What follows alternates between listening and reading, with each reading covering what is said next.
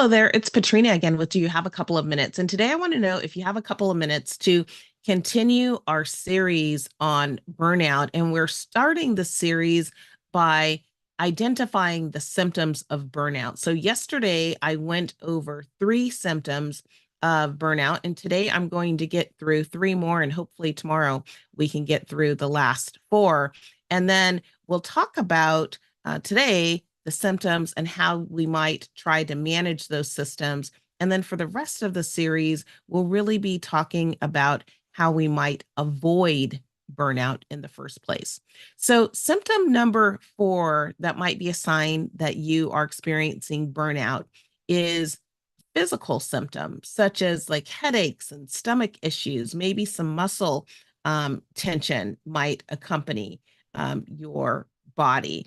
And these are signs that your body is just under stress. So, some things that you might be able to do to help alleviate those symptoms might be to try to do some regular exercise. Sometimes doing exercise can release some of that stress that you have going on in your body. Pay attention to ergonomics, the way that we're sitting in our chair, we hunched over, or we leaned back, or we're sitting on the edge as opposed to using the back support. And I know I'm guilty of that sometimes, sitting on the edge of my chair as opposed to using the chair in the supportive method. But things like that can affect our physical being.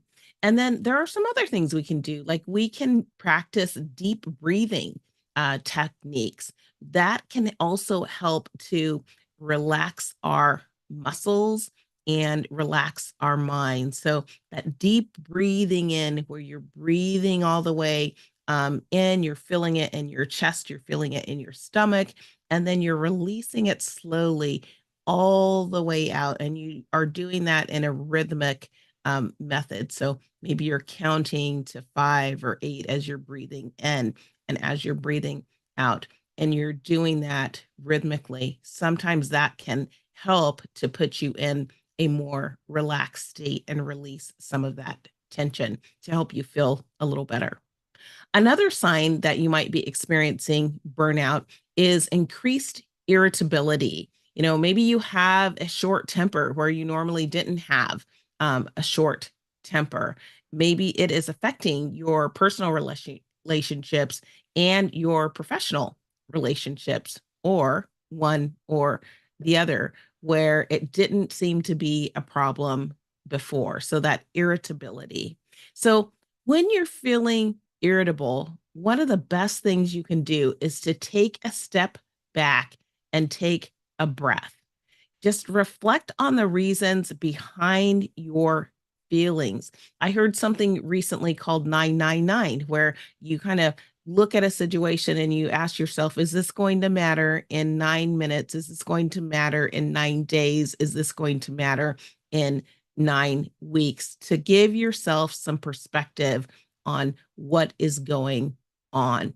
Now, remember that communication is a real key in terms of understanding the situation and understanding how we're feeling and how we're impacting others and how others may be impacting us. So, talk about the things that are bringing you stress with someone that you trust, and then engage in activities that kind of bring you joy or relax you or put you in a good mood. It could be something as simple as listening to your favorite comedy routine, or listening to a TV show or a song that brings you joy or brings you laughter.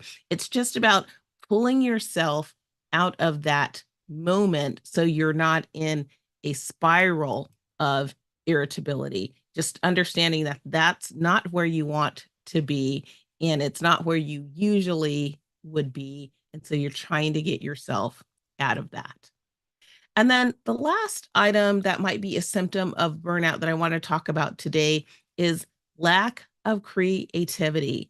Maybe you are feeling burnt out and finding it hard to be creative, to come up with new ideas. You feel like you're maybe stuck in a rut, whereas before, maybe there were things that you used to be able to do to just get into that creative zone and you used to be able to stay in that creative zone.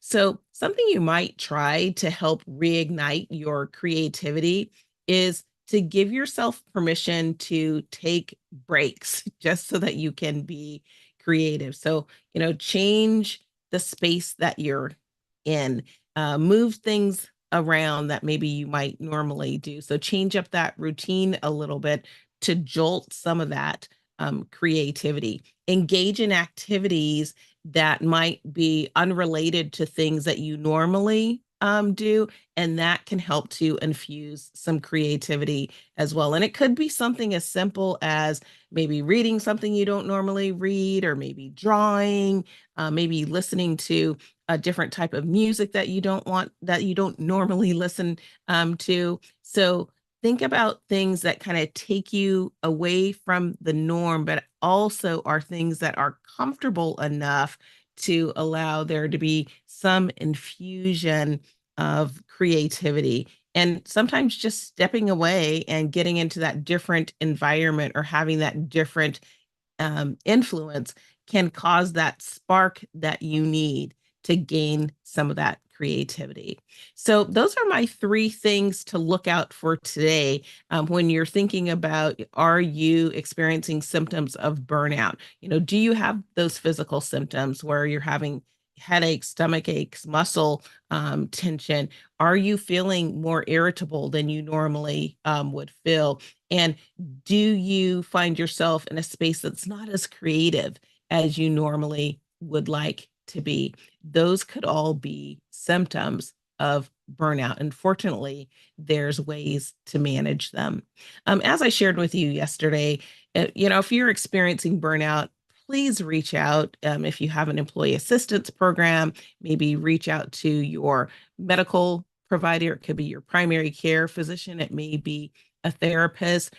Reach out to somebody at your place of work as well, and maybe they might have some resources as well, or be able to help you get through some of these symptoms of burnout.